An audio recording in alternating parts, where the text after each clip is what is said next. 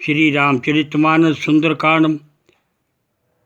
शांतं शाश्वतं प्रमेयनगम निर्वाण शांति प्रदम ब्रह्म शंभु फणीन्द्र से मुनिष्यम वेदांत वेद्यम विभुम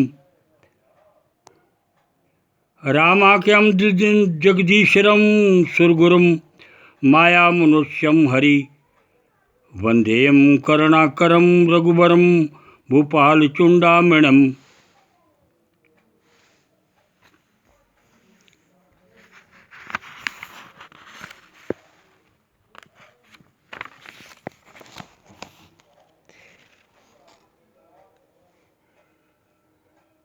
शांत स्वभाव वाले आदि और अंत से परे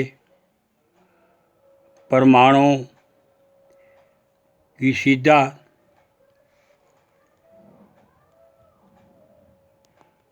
परमाणुओं की सीमा से बाहर पाप रहित मोक्ष स्वरूप सब प्रकार की शांति प्रदान करने वाले ब्रह्मा शिव और शेषनाग द्वारा निरंतर सेवा किए जाने वाले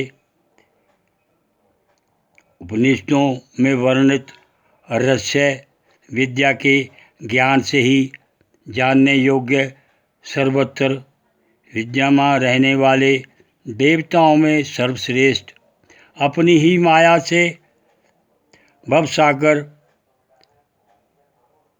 अवतार धारण कर मनुष्य रूप में दिखने वाले समस्त राजाओं में शिरोमणि स्वरूप श्री राम नाम से प्रसिद्ध संपूर्ण संसार के ईश्वर को मैं प्रणाम करता हूँ।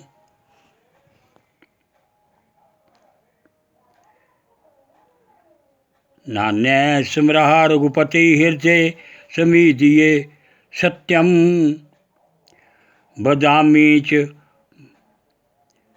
भवान् खिलादात्रात्मा भक्तिं प्रक्ष रघुपुंगावं निर्भरां मे कामदि दोष रहितं कुरु मानसं च। हे रघुनाथ जी, आप तो सबके हृदय में विद्यमान हैं, अर्थात सभी हृदय की बात जानते हैं। इसलिए मैं सत्य कहता हूँ कि अन्य कुछ भी पाने का मोह नहीं है। हे रघुकुल शिरोमणि, आप मुझे अपनी एकांतिक और अनन्य भक्ति प्रदान कीजिए और मेरे मन को काम क्रोध लोभ मोह आदि विकारों से मुक्त कीजिए। अतुल बलधामम मेषलाभदेम धनुज्वन कृशानम ज्ञाननाम ग्रणम सकल गुण निदानम बानार नाणाम शीशम रघुपति प्रिय भक्तम बात जातम नमामि।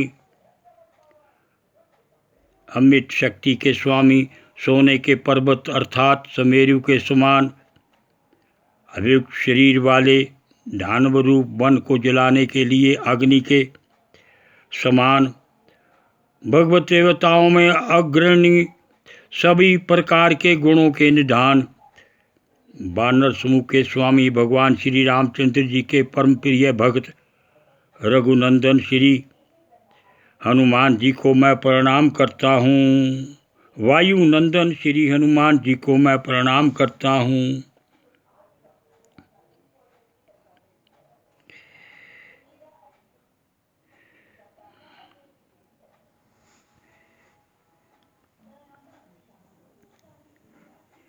जामावंत के वचन सुहाए सुनि हनुमंत हृदय अति भाए तब लग मोहि परछेउ तुम भाई सही दुख कदमूल फल खाई।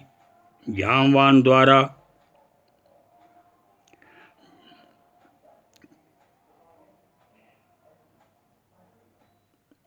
पैदा करते और शापवश भूले हुए अपने बल और समर्थ का सुंदर वचनों द्वारा स्मरण कराए जाने पर हनुमान जी को बहुत अच्छा लगा।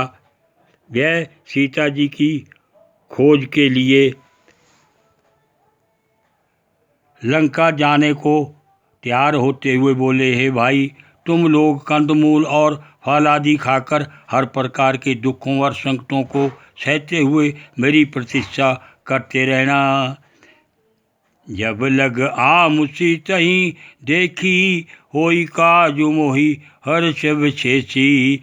यह कही नाई सभी कहूँ माथा, चलो हर्ष हिये धर रघुनाथा। अब तक मैं सीता जी का पता लगा कर लौट ना आऊँ, निश्चय रूप से ये काम होगा, क्योंकि इस समय मुझे अलौकिक प्रसन्नता हो रही है।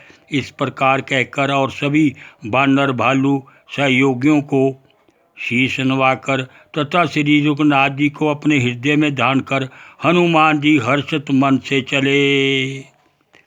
सिंधु तीर एक भुंदर सुंदर, कौतक कूद चढ़्यो ता ऊपर। बार बार रघुवीर संभारी, तार क्यों पवन तनय बल भारी। समुद्र के किनारे एक सुंदर पर्वत था। हनुमान जी खेल खेल में ही अर्थात बिना ही किसी प्रकार का श्रम किए उसके ऊपर चढ़ गए। बार बार श्री राम जी का स्मरण करते हुए अत्यंत बलवान पवन पुत्र हनुमान जी उसके ऊपर से अत्यंत वेगपूर्वक उछल पड़े। जेहि गिरि चरण देख हनुमंता, चलो सुगा पताल तुरंता। जिमि अमोघ रघुपति कर बाना, एई भांति चले हनुमाना।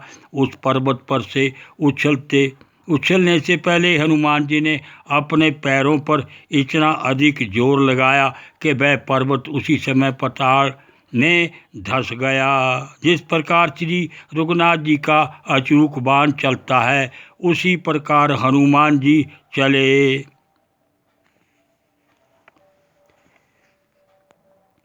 जल निधि रघुपति दूत विचारी, मैं मैनाक होई श्रम हारी।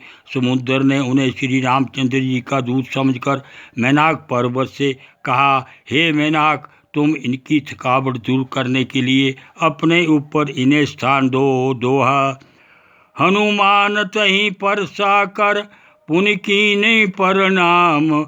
राम काज कीने बिनु, मोहि कहा विश्राम। सियावर राम मेरे प्रभु राम, आओ भगवान करो कल्याण। समुद्र की आज्ञा पाकर जब मैनाक ने हनुमान जी को अपने ऊपर विश्राम करने का आग्रह किया, तब हनुमान जी ने केवल अपने हाथों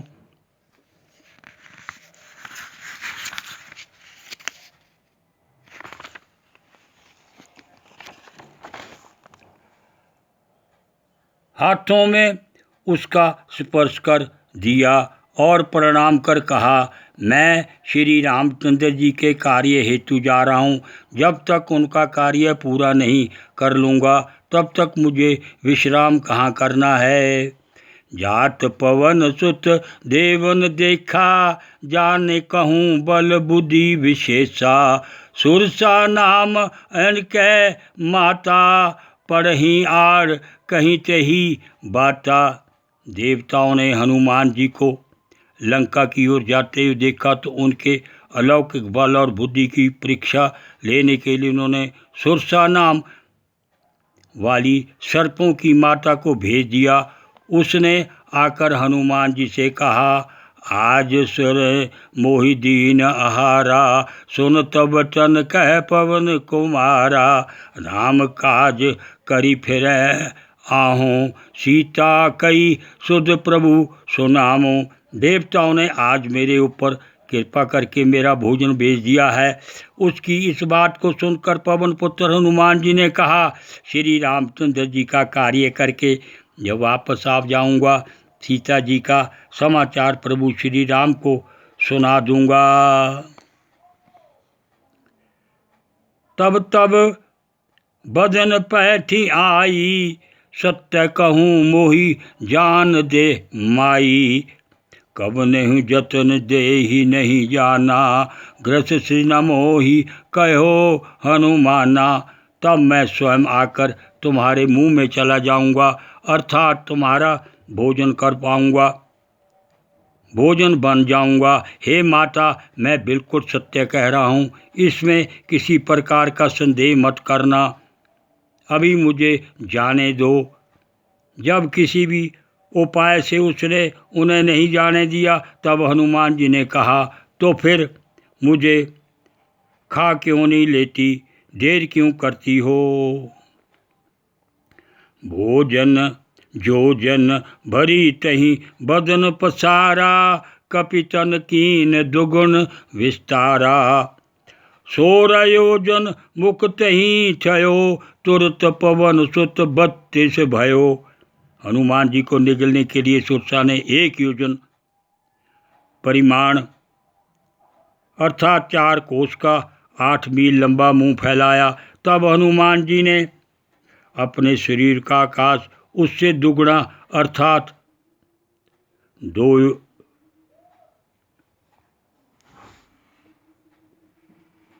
योजन कर खाना बना लिया। इस प्रकार दुगना करते करते जब सुरसा ने अपना मुंह 16 योजन तक फैलाया, तो हनुमान जी शीश 32 योजन आकार वाले बन गए।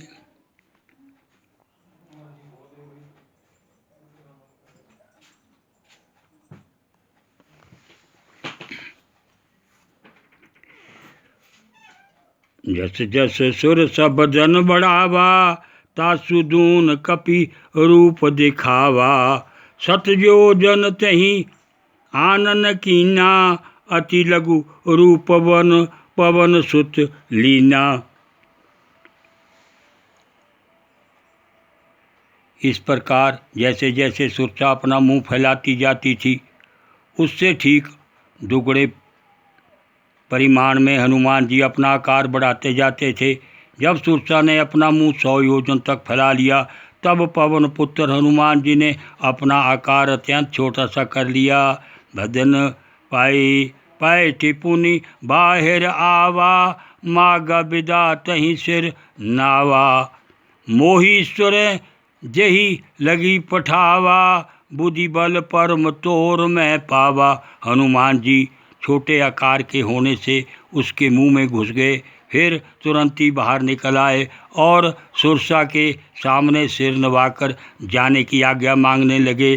सुरसा ने कहा, जिस काम के लिए मुझे देवताओं ने भेजा था वह परीक्षा मैं ले चुकी और तुम्हारे बल और बुद्धि का मर्म मैंने समझ लिया।